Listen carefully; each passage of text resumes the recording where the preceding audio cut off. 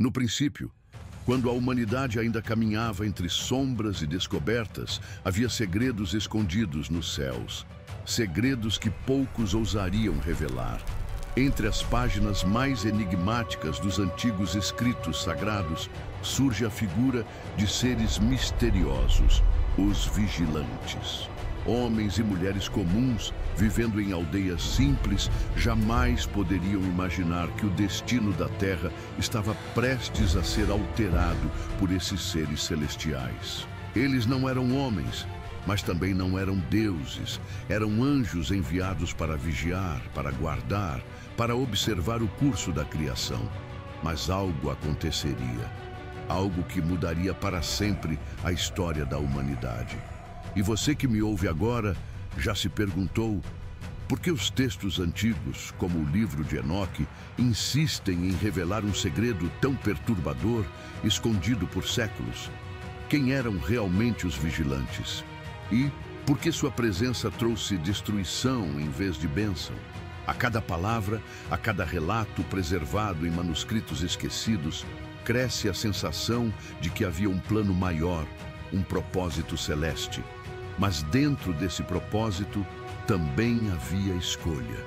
Escolha que abriria as portas da rebelião. Segundo a tradição, os vigilantes foram enviados à terra para proteger os homens, para instruí-los na justiça, para guiar a humanidade em seus primeiros passos. Mas ao descerem dos céus, contemplaram algo que os desarmou: a beleza das filhas dos homens. A partir desse instante, o destino foi selado. O que era missão tornou-se tentação. O que era vigilância tornou-se desejo. Imagine, seres de luz, dotados de poder inimaginável, cruzando a fronteira entre o divino e o humano. Não como mensageiros obedientes, mas como rebeldes atraídos por paixões terrenas. Essa é a raiz do mistério dos vigilantes. Os relatos descrevem que seu líder, chamado Semi-Hazá, ergueu a voz diante dos outros anjos. Com palavras firmes, declarou: "Vamos escolher mulheres entre os filhos da terra e delas gerar descendência. Assim, nos tornaremos parte deste mundo." Os demais hesitaram, temerosos diante da magnitude do pecado que estavam prestes a cometer. Mas Semi-Hazá, sabendo de suas dúvidas, lançou o pacto: "Se todos nós jurarmos unidos, não voltaremos atrás. Se descermos juntos, não haverá retorno." E assim, no alto do Monte Hermon, eles firmaram seu juramento. 200 anjos caíram na terra, não pela espada da guerra, mas pelo peso de sua própria decisão. Eram os vigilantes. E sua queda não foi imediata, mas lenta, infiltrando-se no coração humano como um veneno invisível. Você já percebeu como as histórias antigas carregam advertências ocultas? O que começa como fascínio, logo se transforma em tragédia. A beleza que encantou os olhos dos vigilantes seria a mesma que levaria toda a humanidade à corrupção. Mas o que eles ensinaram? O que compartilharam com os homens que mudou o curso da história? Dizem os registros que eles trouxeram artes proibidas, revelaram segredos do céu e mistérios da terra.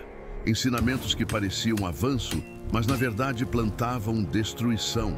Armas de guerra, encantamentos, magia, segredos das estrelas. Conhecimentos que os mortais não estavam preparados para suportar.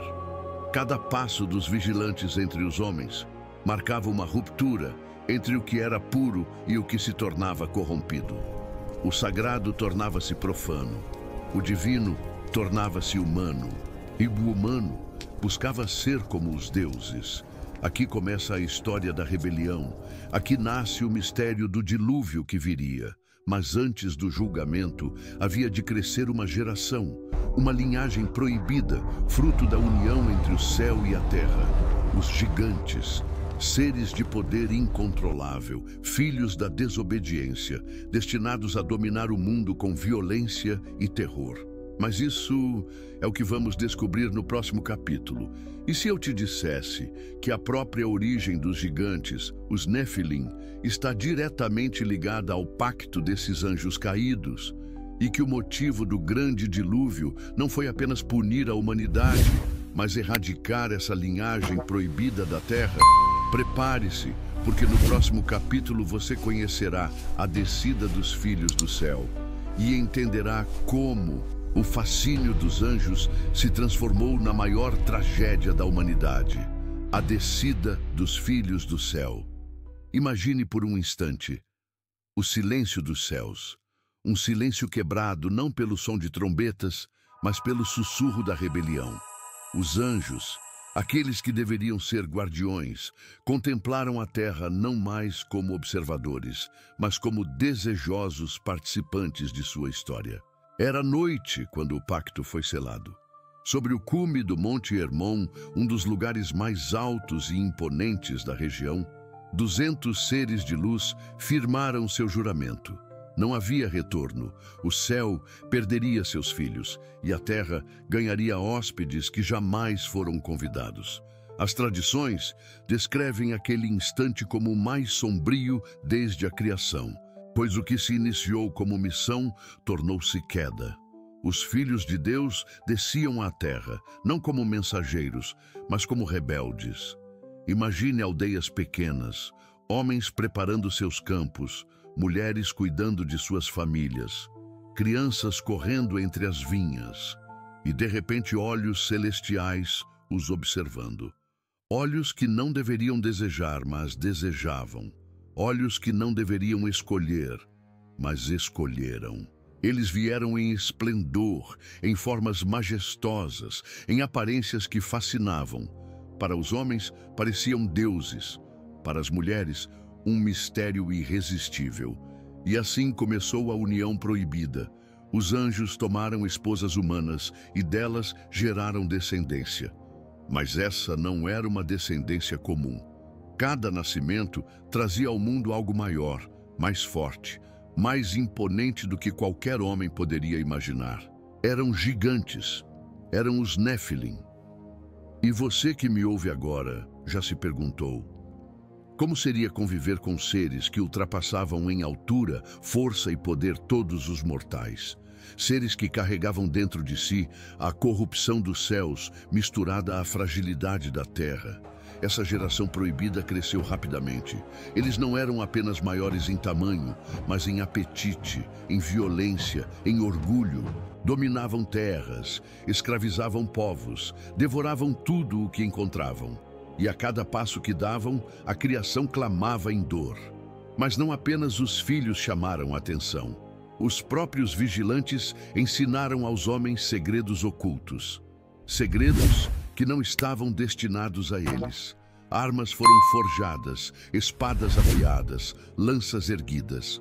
O sangue começou a correr sobre a terra em proporções jamais vistas. As mulheres aprenderam feitiços, encantamentos, seduções. Os homens descobriram astrologia, sinais do céu, mistérios que confundiam a mente e corrompiam o coração. Aquilo que deveria ser guardado nos céus foi derramado sobre a terra como veneno.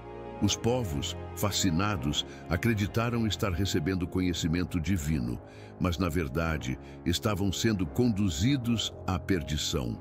Cada revelação trazida pelos anjos caídos era como um presente envenenado, belo por fora, destrutivo por dentro. Você já percebeu como até hoje o fascínio pelo oculto permanece entre nós?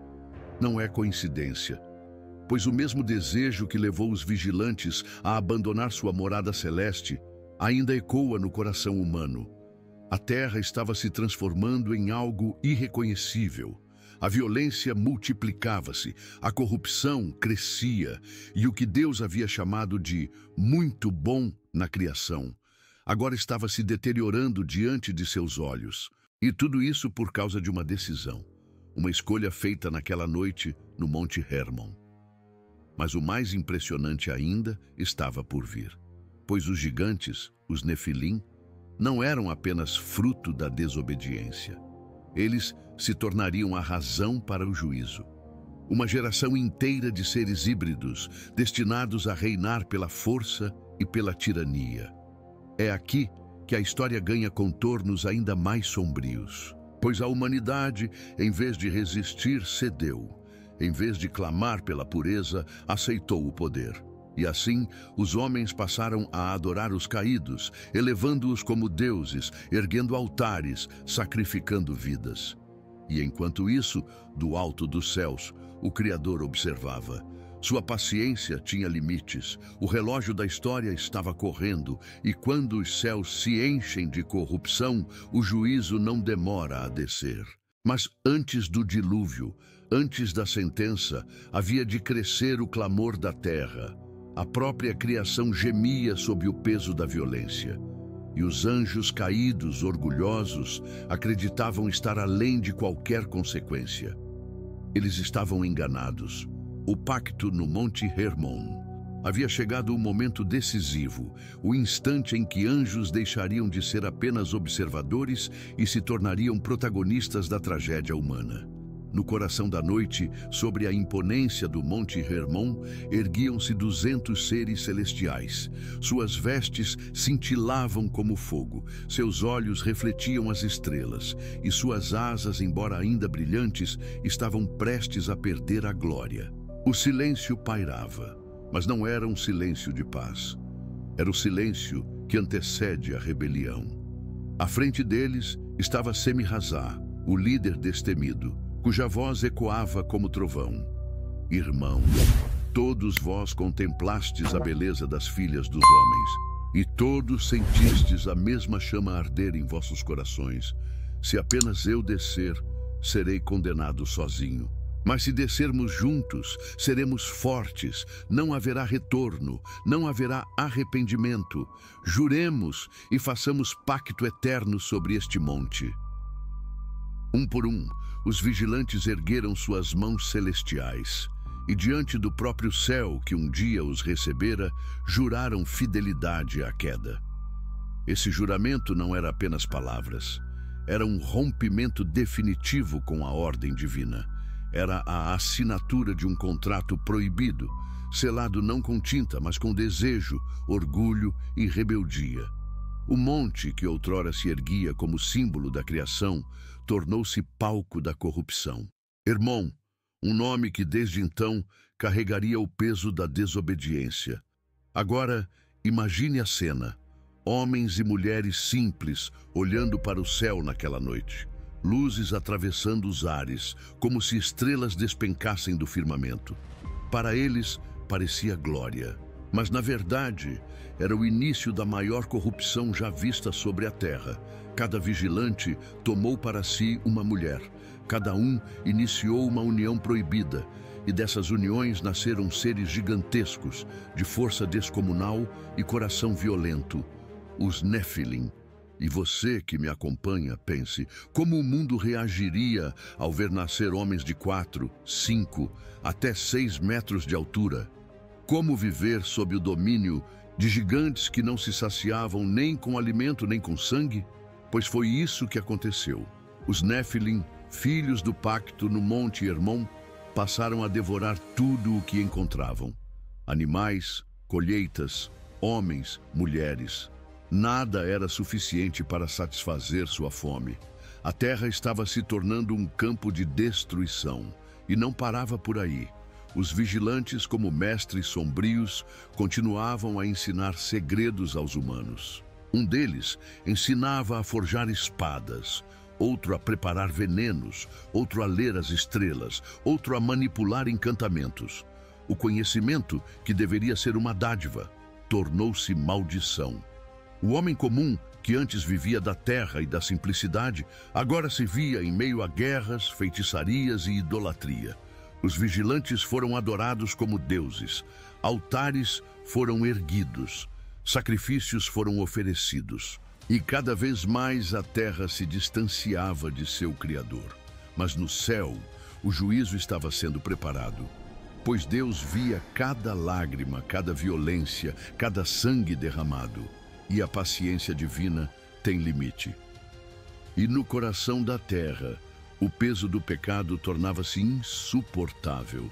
No próximo capítulo, você vai mergulhar na corrupção da humanidade, quando os ensinamentos proibidos dos vigilantes se espalharam como fogo entre os homens.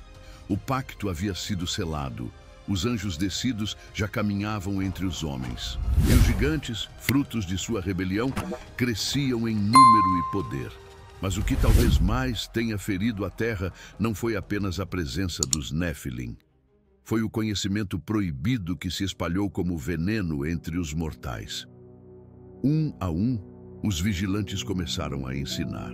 Não eram lições inocentes, mas revelações ocultas que jamais deveriam ser compartilhadas. Azazel, por exemplo, ensinou os homens a construir espadas, lanças e armaduras. O que antes era apenas caça, agora tornava-se guerra. Tribos que antes conviviam em paz começaram a lutar pelo domínio. O sangue humano passou a regar a terra. Sem-Razá, o líder, ensinou encantamentos e feitiços. Homens e mulheres aprenderam a manipular forças espirituais que não compreendiam. A idolatria cresceu. Espíritos malignos foram invocados. O invisível começou a governar o visível. Baraquel ensinou astrologia, a leitura das estrelas, mas não para a contemplação do Criador.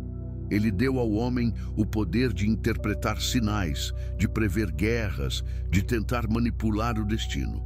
Assim nasceu a superstição, a falsa confiança nos céus em vez de no Deus vivo. E as mulheres também foram alvos da corrupção.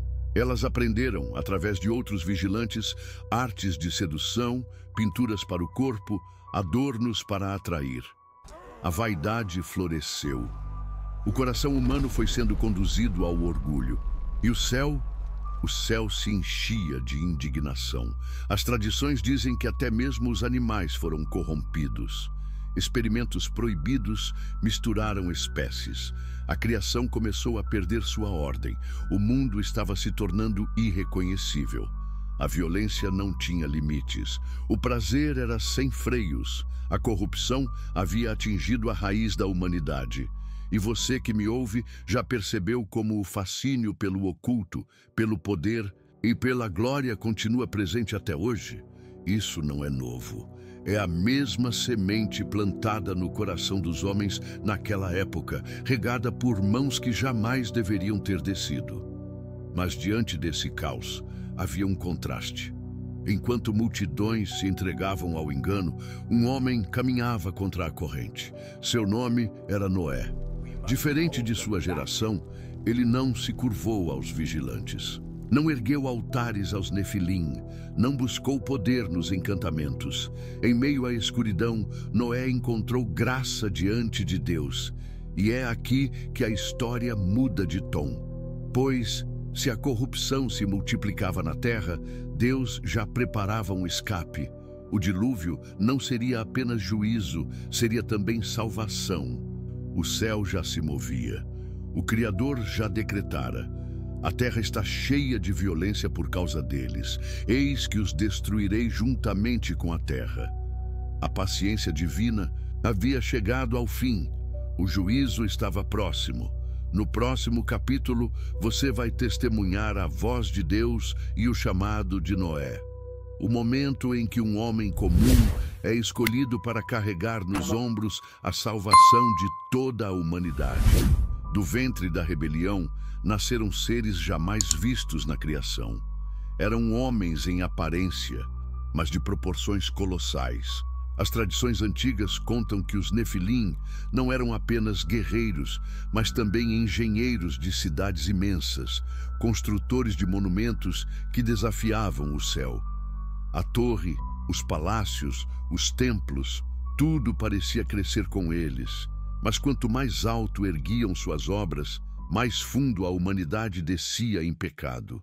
Agora, imagine viver em um mundo onde a lei era ditada pelo mais forte, onde a justiça não passava de um capricho dos gigantes, onde o fraco não tinha voz e o inocente era devorado pela própria sociedade que deveria protegê-lo.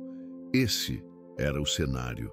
Uma terra em que a esperança se esfarelava. E os homens, diante dessa realidade, clamavam. Suas vozes subiam aos céus em gritos de dor e desespero. E o Criador, que via tudo, já preparava o desfecho. Mas há algo ainda mais sombrio. Os Néfilim não estavam satisfeitos apenas em dominar os homens. Sua fome era maior do que qualquer limite. Eles devastavam animais, colheitas, até mesmo uns aos outros. A terra inteira gemeu debaixo do peso de sua presença. E você que me escuta agora, já se perguntou de onde vêm tantas lendas de heróis sobre-humanos, de deuses que caminharam entre os mortais? Talvez não sejam apenas mitos. Os céus estavam cheios de indignação. Os anjos fiéis olhavam com pesar a queda de seus irmãos. E os homens justos, raros, quase invisíveis, clamavam por justiça. E então, no coração de um homem, a voz de Deus se fez ouvir. O nome desse homem, Noé. Enquanto os gigantes espalhavam medo, enquanto os vigilantes multiplicavam o pecado, Noé andava em retidão. Ele era como um farol solitário em meio à escuridão. Um lembrete de que, mesmo quando o mundo inteiro se corrompe, sempre há um coração que decide permanecer fiel. E era por esse homem e por sua descendência que a história da humanidade ainda teria salvação. A terra estava cheia de gigantes. A corrupção dos homens havia ultrapassado todos os limites. E os vigilantes orgulhosos acreditavam que sua rebelião jamais seria detida. Mas havia algo que eles não previram: o clamor da criação. Os textos antigos descrevem que não foram apenas os homens a sofrer com o peso da queda. Toda a criação gemeu. Os animais, antes submissos ao homem, agora eram caçados sem piedade pelos Néfilim. Os campos, antes férteis, eram saqueados. O livro de Enoque relata que até mesmo os próprios anjos fiéis levaram o lamento diante do trono do Altíssimo. Eles clamaram: Senhor, tu vês o que fizeram os vigilantes. Tu contemplas o sangue derramado, as injustiças, a corrupção da terra. Até quando o mal triunfará sobre os inocentes? O universo inteiro parecia em desequilíbrio, como se cada criatura aguardasse uma resposta. E o Criador, que é paciente, mas justo, inclinou-se para ouvir. A paciência divina havia se estendido por anos, séculos talvez. Mas agora chegava ao limite. Deus não apenas via, ele sentia a dor de sua criação. E quando o clamor da terra alcançou os céus, o juízo foi decretado.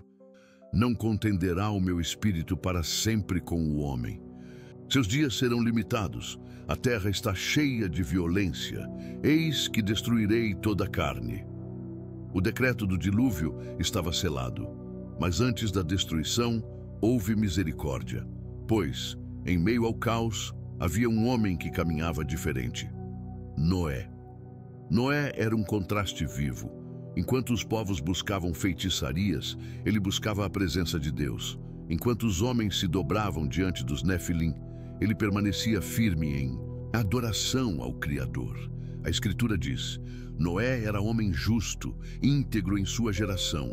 Com Deus andava Noé, e foi a ele que Deus revelou o plano. Noé não apenas ouviu a sentença, mas recebeu também a instrução da salvação. Uma arca, um refúgio, uma promessa de vida em meio ao mar de destruição. Uma embarcação colossal, destinada não apenas a salvar sua família, mas também a preservar a semente de toda a criação. Ao redor, zombaria, riso, descrédito, pois quem acreditaria em um juízo invisível anunciado contra gigantes invencíveis? Ainda assim, Noé permaneceu firme. Cada golpe de martelo em madeira era como um sermão silencioso, ecoando para sua geração. O fim se aproxima. O juízo está às portas. Arrependam-se enquanto ainda há tempo. Mas ninguém deu ouvidos, nem homens, nem gigantes, nem os próprios vigilantes. O coração humano estava endurecido, e o clamor da criação que havia chegado ao céu já se tornava prenúncio de águas que cairiam sobre a terra. E aqui está um detalhe poderoso: o juízo de Deus não era apenas contra os homens, mas também contra os anjos que se rebelaram. Pois assim como a humanidade estava corrompida, os vigilantes também seriam julgados. O Altíssimo já havia preparado a sentença deles. Seriam acorrentados, lançados em prisões de trevas, aguardando o grande dia da condenação. Ou seja, o dilúvio não era apenas o fim de uma era, era o reinício, uma limpeza. E assim como no tempo de Noé, muitos zombam do aviso, muitos ignoram o chamado. Mas a lição permanece. Deus é paciente, mas seu juízo é certo. O juízo do dilúvio. O dia chegou. Noé, obediente até o fim, terminou a construção da arca. Cada detalhe seguia exatamente as instruções divinas. As medidas, os compartimentos, a madeira resistente. Não era apenas um barco. Era o último refúgio da vida. E então, algo extraordinário aconteceu. Animais de todas as espécies começaram a se mover. Não foi obra humana, mas um ato do próprio Criador. Em pares, marchavam até a arca leões e cordeiros, aves e répteis, feras do campo e animais domésticos. Noé e sua família entraram na arca. O portão foi fechado, não por mãos humanas, mas pela própria mão de Deus. E o silêncio tomou conta. Então veio o primeiro trovão. O céu escureceu de forma sobrenatural, como se um véu cobrisse a criação. Relâmpagos cortavam os céus e nuvens densas se acumulavam acima. E quando a primeira gota caiu, muitos ainda riram. Mas quando as águas se multiplicaram, quando o chão começou a se encharcar, quando rios transbordaram, o riso se transformou em desespero. As fontes do grande abismo se romperam. Do céu, águas torrenciais despencavam sem cessar. Em questão de horas, vilarejos foram engolidos. Em dias, montanhas começaram a desaparecer. Os Nefilim, antes orgulhosos, agora corriam em pânico. Seus corpos colossais não eram páreo para a força do dilúvio. Homens clamavam, mulheres gritavam, crianças choravam. O mundo inteiro sentia o peso do juízo. Mas a porta da arca estava fechada e ninguém mais poderia entrar. Por 40 dias e 40 noites, as águas caíram sem cessar. Não restou nada de pé. E os vigilantes, aqueles que haviam descido para corromper a humanidade, agora encaravam o peso de sua sentença. Presos em cadeias de trevas, aguardavam o juízo final. Sua arrogância foi esmagada pela justiça eterna. Seus filhos, os gigantes, foram varridos pelas águas, apagados da face da terra. Mas dentro da arca havia vida. O balanço das águas era forte, mas o barco permanecia firme. O juízo era real, mas também era real a salvação. O mundo antigo havia sido varrido. Tudo o que os homens construíram, os palácios dos gigantes, as cidades dos caídos, tudo estava submerso. A terra se tornava novamente um vazio, coberto de águas, como nos primórdios da criação. Mas dessa vez não era o início absoluto, era um recomeço.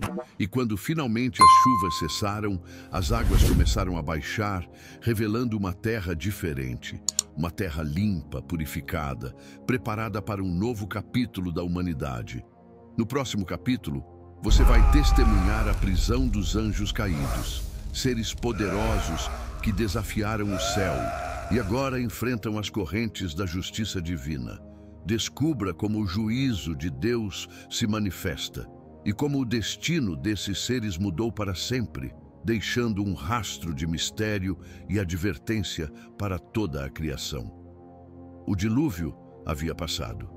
As águas começaram a retroceder e a arca repousou em segurança sobre os montes de Ararat. A humanidade tinha um futuro, mas os vigilantes não. Seu destino já havia sido selado.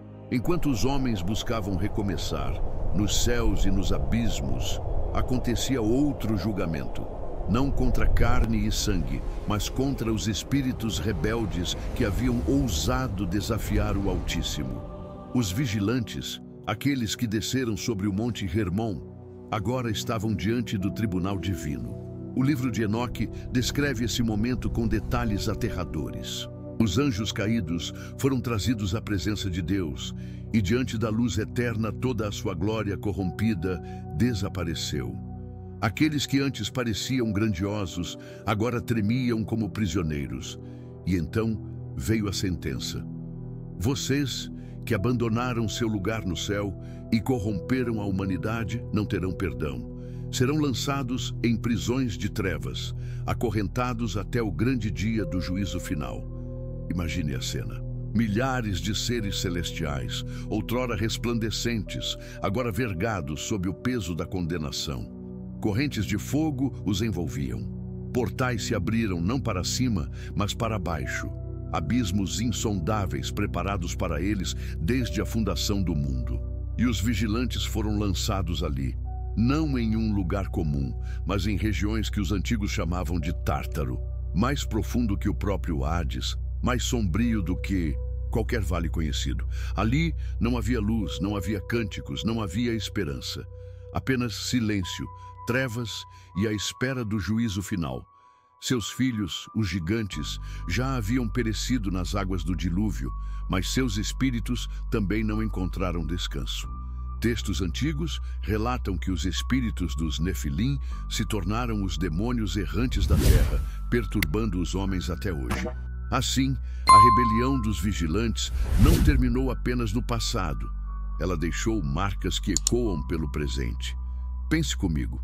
Aqueles anjos que desceram acreditando em liberdade encontraram apenas cadeias. Aqueles que buscaram glória pessoal colheram vergonha eterna. O pecado que parecia dar poder se transformou em prisão. E aqui existe um detalhe profundo. Enquanto os vigilantes caídos eram aprisionados, os anjos fiéis contemplavam a justiça de Deus. O universo inteiro via que o Altíssimo não é indiferente à corrupção. Seu amor é infinito, mas sua justiça é inegociável. Cada corrente colocada nos vigilantes era também um lembrete. Nada e ninguém está acima da lei divina. O dilúvio foi apenas uma sombra do juízo eterno que virá. E aqui está a lição para nós. Os vigilantes buscaram sabedoria proibida e acabaram escravizados. Buscaram poder sobre os homens e foram vencidos pelo poder de Deus. Hoje, quantos ainda não repetem o mesmo erro? Quantos não procuram atalhos, pactos, segredos ocultos, acreditando que escaparão das consequências? Mas a história é clara. Não há vitória fora da vontade de Deus. Os vigilantes foram lembrados ao longo das Escrituras. Pedro escreveu que eles foram lançados em prisões de escuridão. Judas, em sua carta, reafirmou que eles estão acorrentados até o dia do juízo. Ou seja, mesmo milênios depois, sua queda serve de advertência para toda a geração. E você que me escuta agora precisa refletir. Se até os anjos que habitavam diante da glória de Deus foram julgados por sua rebelião, como escapará o homem que insiste em viver contra a vontade do Criador? As águas do dilúvio cessaram. A terra, antes coberta pelas trevas da corrupção, agora repousava em silêncio, lavada pela justiça do Criador. Noé, ao sair da arca com sua família, ergueu um altar e ofereceu sacrifícios em gratidão. E foi naquele momento que um pacto eterno foi estabelecido. No céu, surgia algo que jamais havia sido visto antes: o arco-íris. Não era apenas um fenômeno natural, mas um sinal divino. Uma promessa de que as águas jamais destruiriam novamente toda a vida na terra. Cada cor refletia a misericórdia, cada raio lembrava que mesmo após o juízo, a esperança prevalece. A história dos vigilantes e do dilúvio é mais do que um relato antigo. É uma advertência viva para mim e para você. E agora eu quero te convidar a refletir. O que você faria se estivesse diante da arca naquele dia? Teria zombado ou teria entrado? Você acredita que estamos vivendo dias semelhantes aos de Noé, onde a corrupção da humanidade atinge níveis jamais vistos? E mais, você entende que a verdadeira segurança não está na força dos homens, mas na fidelidade a Deus? Deixe seu comentário aqui embaixo com a sua opinião. Quero muito saber como essa história falou com você. E se esse conteúdo impactou sua vida, não se esqueça. Curta este vídeo, compartilhe com outras pessoas e se inscreva no canal. Isso nos ajuda a continuar trazendo histórias épicas e profundas como essa, revelando segredos esquecidos que ainda ecoam na eternidade. Porque o arco-íris não é apenas um sinal do passado. Ele é a lembrança de que a misericórdia ainda está disponível, mas também de que o juízo é real. E um dia, assim como aconteceu no dilúvio, a porta da graça se fechará novamente. Até lá, que cada um de nós escolha o caminho da fé. Pois se até os anjos caídos não escaparam da justiça, como escaparemos? O juízo é certo, a esperança também, a decisão é sua.